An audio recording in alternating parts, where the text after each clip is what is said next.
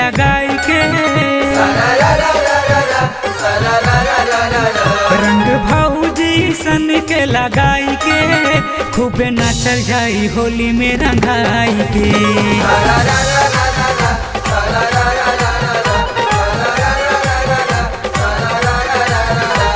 चिकरिया दुकान से ले आई के खूब नाचल जाई होली में रंगाई के।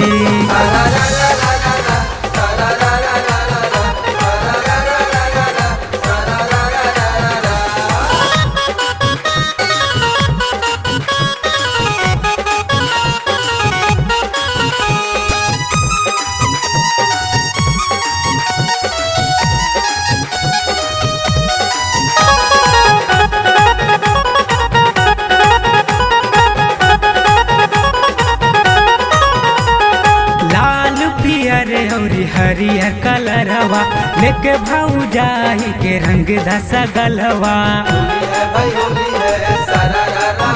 हाँ हाँ लाल पियर और हरियर कलरवा लेके भौजाई के रंग धसा गलवा।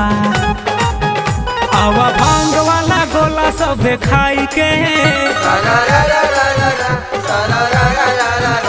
आवा भांग वाला गोला सब खाई के खूब नाचल जाई रंग से नहाई के।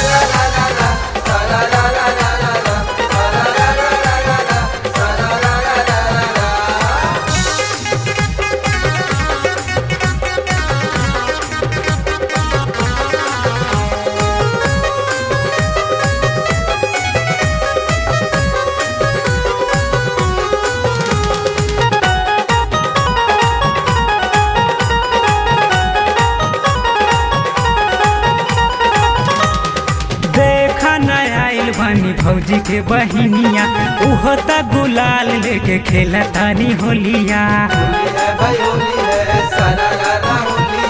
देखा न आइल बनी भौजी के बहिनिया उहो त गुलाल लेके खेला तानी होलिया।